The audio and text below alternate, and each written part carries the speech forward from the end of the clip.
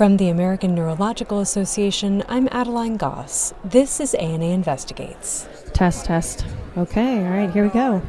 Earlier this month, the ANA held its 150th annual meeting in Baltimore.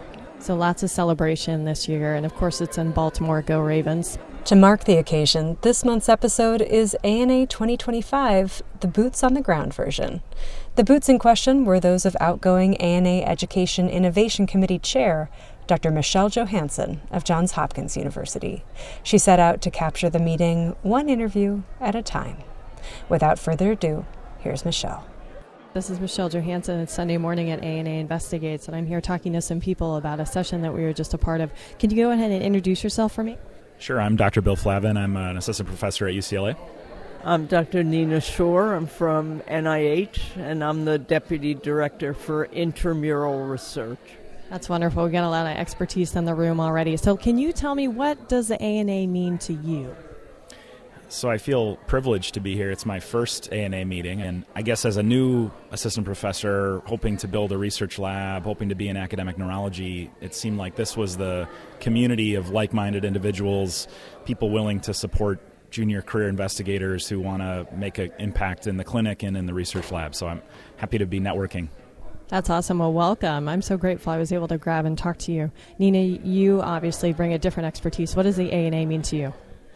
The ANA, for me, has always been a place to come to put the basic science together with what it means for clinical work and for clinical treatments, diagnoses, cures.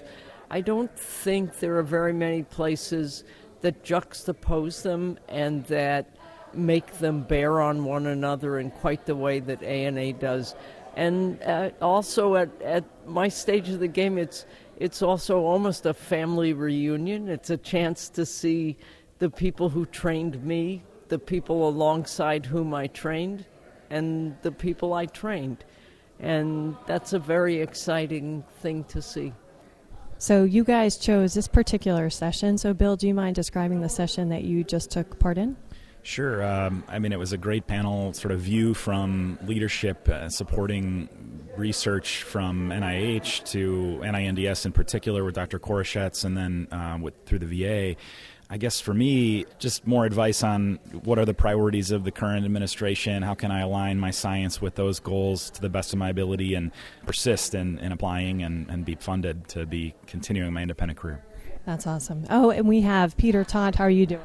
I'm doing great today. How are you? Good. Well, thanks for stepping over. So what did you take away from this last session that you were in? Why did you decide to attend this one?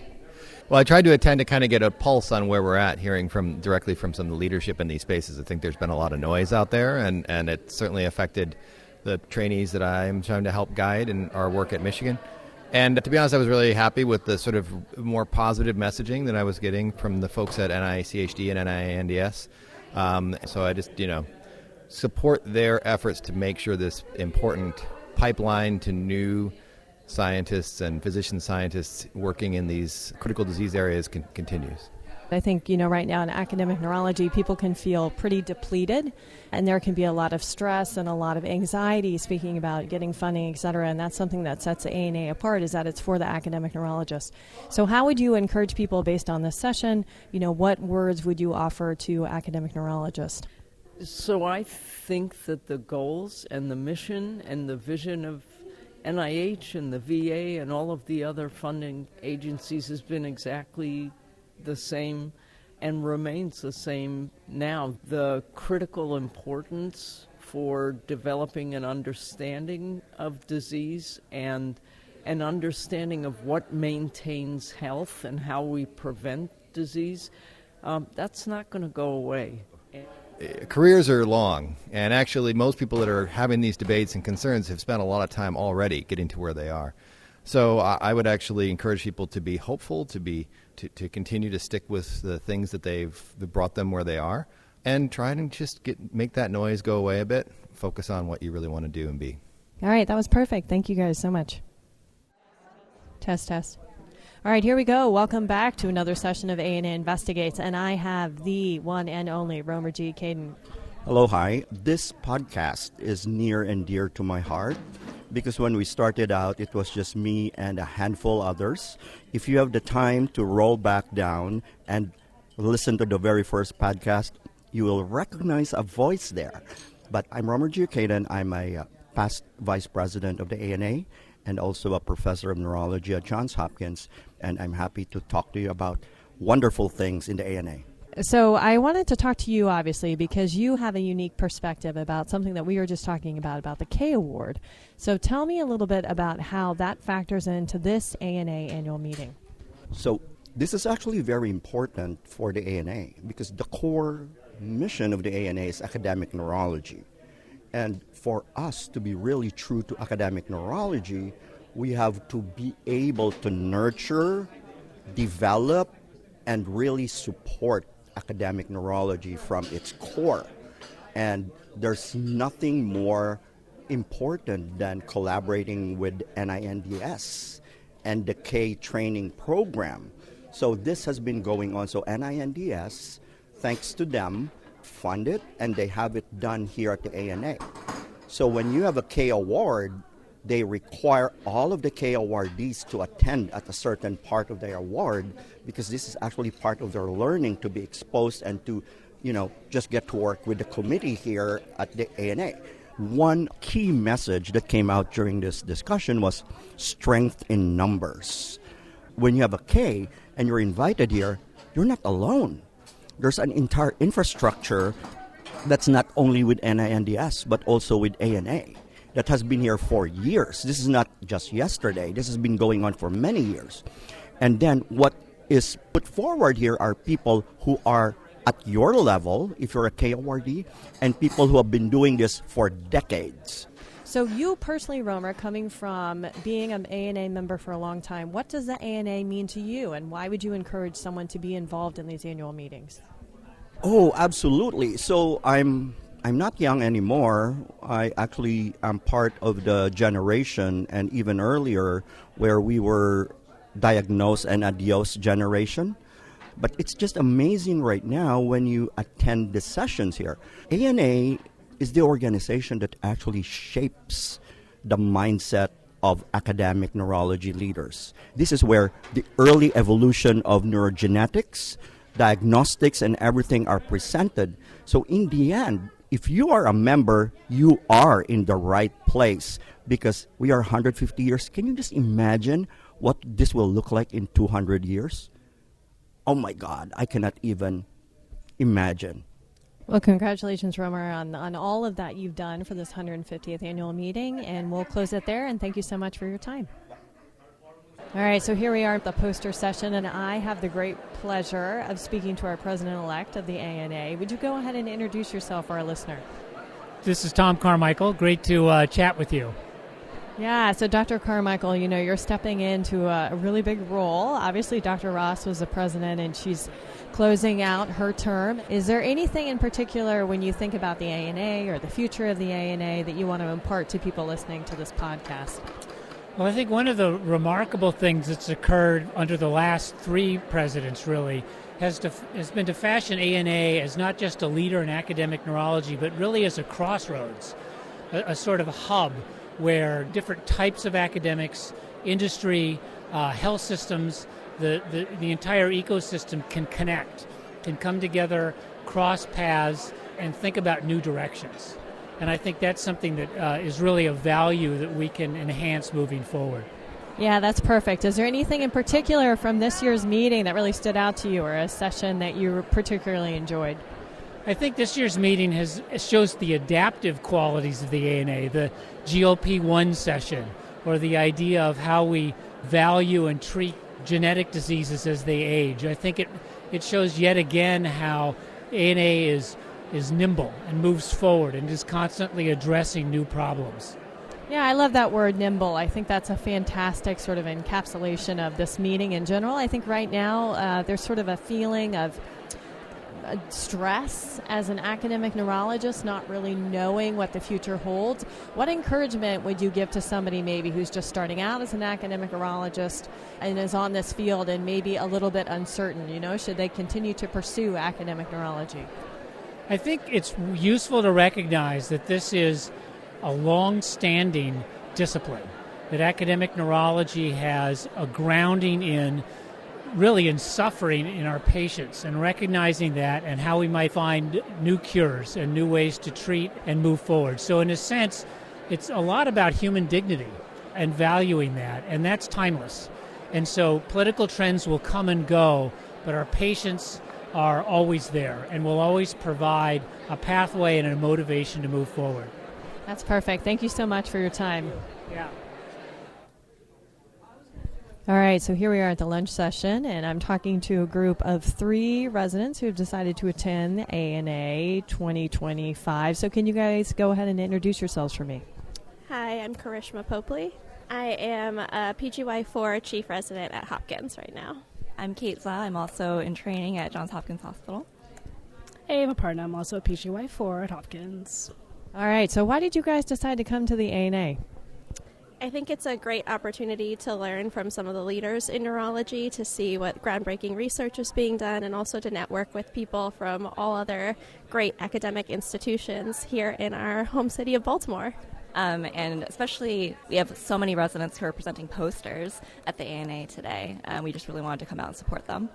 Yeah, same. But also for me personally, there's a lot of global health sessions and a lot of small group global health sessions that is easier to access in like a more concise conference like this. There's people from Nigeria here, Zambia, so there's a really good chance for med students and residents to kind of meet people in a close-knit way to do that.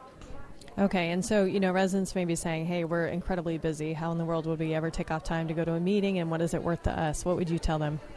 I think it's beneficial to just come for as much time as you're available to, even hopping into certain sessions that spark your interest. I went to the medical education session this morning since I'm interested in medical education, and that was a great opportunity to meet some of the leaders in that field and discuss more with them, collaborate on projects, and spark ideas. So highly recommend, even if it's for a short time, just joining for a bit.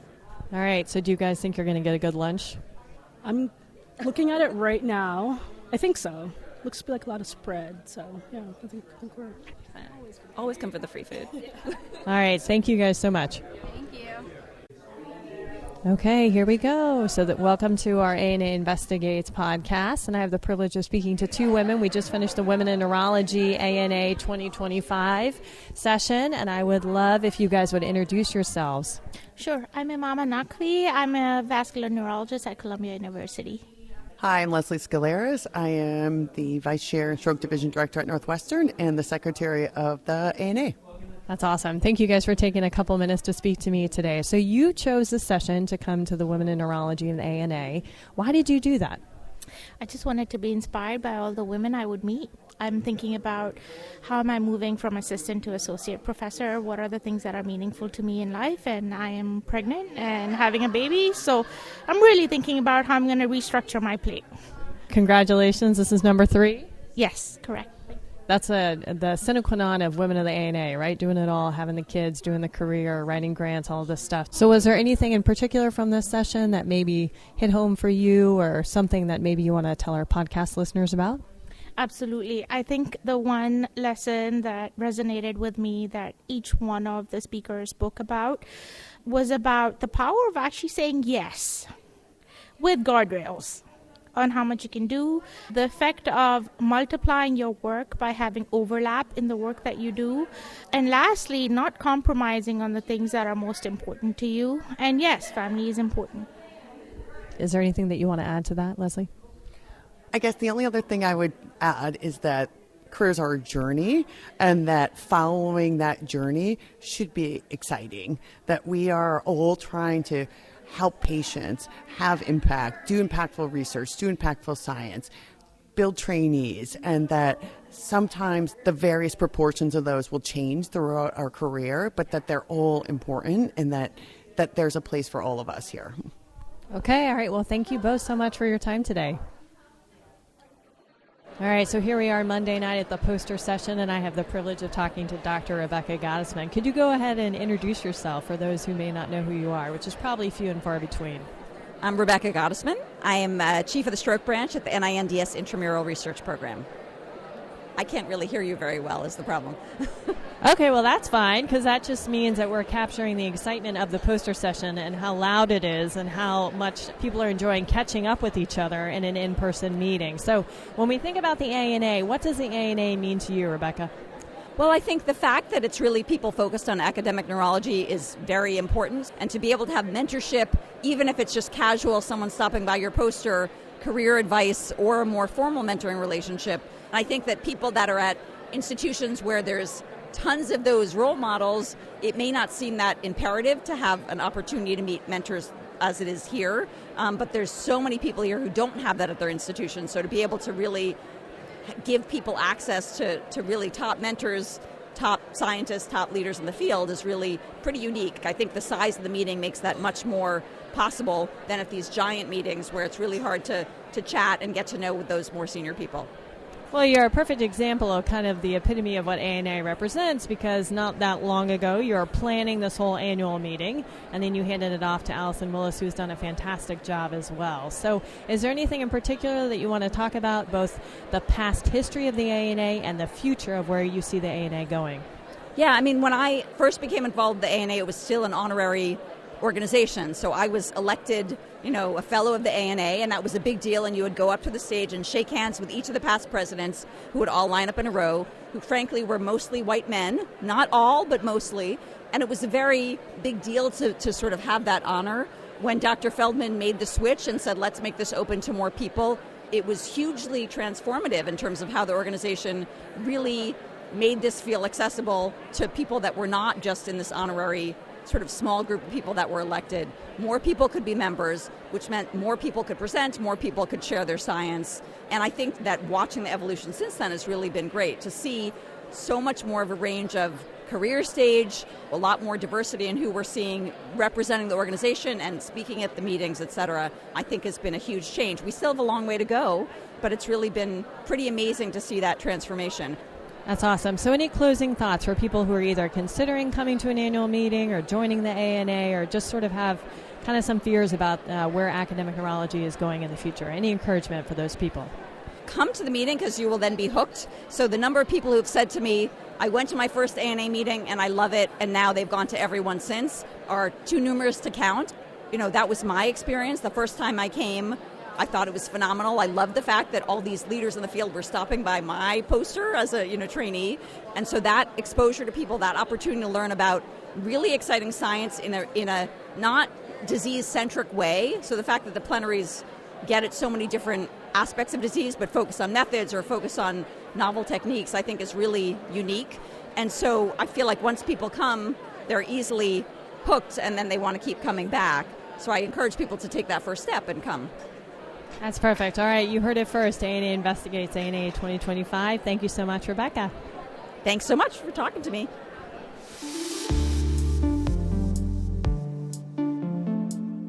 That was a tour of ANA 2025 from our ANA Investigates producer and outgoing chair of the ANA Education Innovation Committee, Michelle Johansen. ANA Investigates is the official podcast of the American Neurological Association. The show's producers are members of the ANA Education Innovation Committee. I'm Adeline Goss, podcast host and executive producer. Our production team this month included myself, Michelle Johansen, and Jen Hurley. You can listen to past episodes of the show, subscribe to us so you never miss an episode, and access all of the ANA's educational programs on the Education tab at myana.org. That's it for ANA Investigates. See you next month.